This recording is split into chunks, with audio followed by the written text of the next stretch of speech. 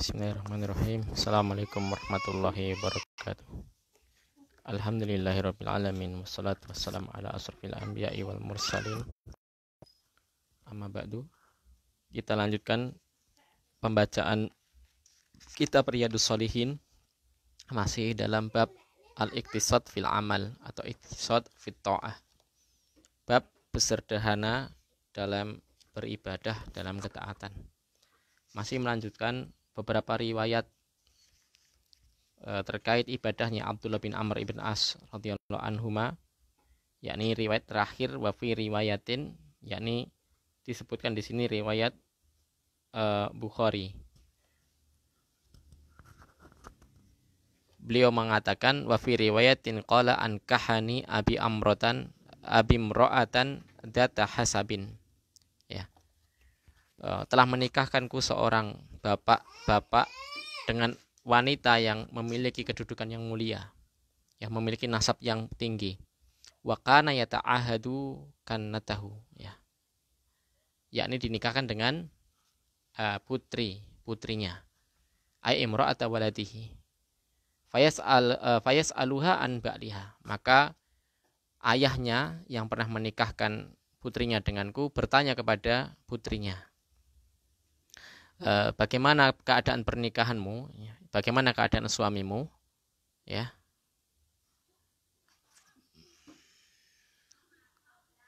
Fatakululahu, maka anak perempuannya ini mengatakan kepada ayahnya, ni'mar rajulu min rajulin lam yata' lana firasan wa lam nufattis lana kanafan mundu atainahu. Lihat jawaban dari wanita ini. Dia menyebutkan, ya, sebaik-baik lelaki, ya, ialah lelaki ini, ya. Sebaik lelaki ialah lelaki ini. Dia tidak pernah meniduriku, tidak pernah menjima di tempat tidur sama sekali, dan tidak pernah memelukku dengan mesra sama sekali sejak dia menikahiku. Ya.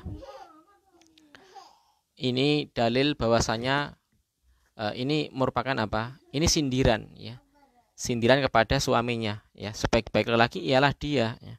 Tidak pernah menjimaknya dan tidak pernah memeluknya dengan mesra, ya, sejak ia menikahinya. Maka ini boleh, ya, hukum asal seorang wanita kalau diperlakukan tidak baik atau tidak merasa adil dari suaminya, boleh boleh mengadu kepada ayahnya, ya. Boleh mengadu kepada ayahnya. Dan ayahnya, ya, mengadu kepada Rasulullah SAW, ya. Dan ini juga boleh seseorang menceritakan aib seseorang, bukan ghibah, ya, selama ada keperluan, yakni dalam rangka meminta fatwa. Jadi boleh seseorang menceritakan keburukan orang lain, di sini ialah menantunya, di saat melakukan sesuatu yang kurang adil. Falama tola dalika alaihi dzakara dalika linabiyyi. Maka setelah kejadian itu selang berapa lama, hal ini diadukan kepada Nabi sallallahu alaihi wasallam. Faqala alqani bihi falaqituhu ba'da dzalika faqala kaifa tasumu. Ya. Maka Nabi meminta, pertemukanlah aku dengan laki-laki ini, yakni Abdullah bin Amr. Maka aku bertemu dengan Nabi. Kemudian Nabi SAW pun menanyakan sesuatu kepadaku, bagaimana puasamu? Ya. Qultu kulla yaumin, ya. Aku berpuasa setiap hari, ya. Qala wa kaifa takhtimu, yakni bagaimana engkau mengkatamkan 30 juz Al-Qur'an? Qultu kulla lailatin, aku mengkatamkan Al-Qur'an setiap malam 30 juz. Wa dzakara nahwa ma sabaqa, ya. Dan telah disebutkan selain itu dari sebagaimana dalam hadis riwayat yang lain, ya. Wa kana yaqra'u ala ba'di ahlihi as-sub'u alladhi yaqra'uhu. Maka ketika sudah lanjut usia, Abdullah bin Amr bin As ini sudah tidak kuat lagi untuk membaca 30 juz dalam semalam. Akan tetapi yang bisa ia lakukan ialah ia hanya membaca sepertujuh dari Al-Quran ya, kepada keluarganya, diperdengarkan kepada keluarganya. Ini maka dalil bolehnya seseorang membacakan Al-Quran kepada keluarganya. Ya, suaminya membaca, istrinya menyimak. Ini boleh ya. Ya'riduhu minan nahari liyakuna akhafu alaihi billail ya. Dan sebagian dia bacakan di siang hari ya agar lebih ringan di malam hari. Ya. Jadi dibaca siang hari dan malam hari agar malam harinya tidak begitu berat. Idza arada an yataqwa wa aftara ayaman wa aqsa wa sama mislahunna karohiyata an yatruka sayyan faraqa alaihi nabiyya sallallahu alaihi wasallam. Maka apabila dia ingin badannya lebih kuat, maka ia terkadang tidak puasa di siang hari. Ya. Dan ia menghitung berapa hari ia tidak puasa, kemudian ia puasa sejumlah hari yang dia tidak puasa. Artinya dia kadang puasa, kadang tidak, ya. Sesuai nilai bilangannya. Ya, dari semua ibadahnya, membaca Quran, sholat malam, puasa, dia tidak meninggalkan sama sekali. Ya. Kenapa? Dia tidak suka kalau dia meninggalkan sunnah Nabi SAW, sebagaimana ketika Nabi bertanya tentang perihal ini. Ya, faraqo alaihi Nabi SAW. Ya, dulunya sudah pernah bilang demikian, dia tidak ingin meninggalkan total. Akan tapi karena fisiknya yang begitu yang sudah tua, maka tidak mampu lagi. Maka di riwayat lain Abdullah bin Amr bin As ini ya mengatakan, seandainya saya dulu mematuhi apa yang diusulkan Nabi SAW agar tidak berlebihan ketika mengkhatamkan Al-Quran, ketika puasa, ya. Wallahu ta'ala alam biswab, ya. Dari hadis ini keterkaitan dengan bab ialah seseorang tidak boleh beribadah berlebihan, ya. Apalagi terkait ibadah yang sifatnya hanya sekedar sunnah. Maka hendaknya ia melakukannya sedikit akan tapi sering.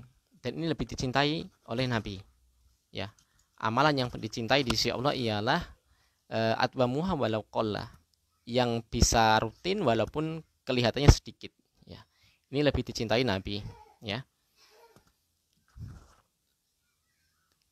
Kaidah kedua, seseorang yang berlebihan dalam beribadah maka khawatir nanti dia akan meninggalkannya secara tiba-tiba karena apa? Faktor kejenuhan, faktor energinya yang terkuras, ya. Berbeda dengan orang yang melakukan amalnya sedikit-sedikit, maka ia bisa lebih langgeng. Faedah yang ketiga, seorang hamba itu memiliki kewajiban yang harus dia penuhi kepada Allah, yakni berupa ibadah. Dan dia juga memiliki kewajiban untuk memenuhi manusia lain, sesama hamba. Terkhusus di sini ialah istri. Istri punya hak atas kita untuk kita perlakukan dengan baik. Ya, diberi nafkah, ya, diberikan perhatian, ya. Berapa banyak di zaman ini, ya, banyak terjadi perselingkuhan, naudzubillah, karena ada sebagian wanita tidak pernah disentuh oleh suaminya. Akhirnya, ya, karena dia wanita yang sering keluar, ya, wanita karir, ya, maka dia ketika mendapatkan laki-laki yang bisa memperhatikan lebih dibandingkan suaminya, maka dia melakukan apa yang dia ingini dari perkara-perkara yang diharamkan, misal berzina, ya, selingkuh, ya.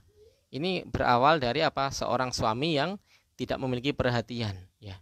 Jadi walaupun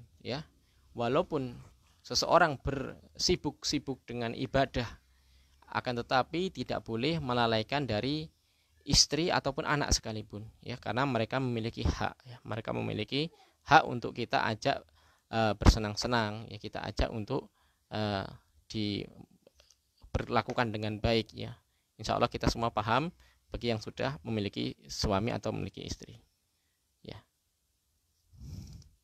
Dan faedah yang terakhir ialah bolehnya seseorang mengadu bolehnya seseorang mengadu ketika tidak diperlakukan dengan baik atau tidak diperlakukan dengan adil.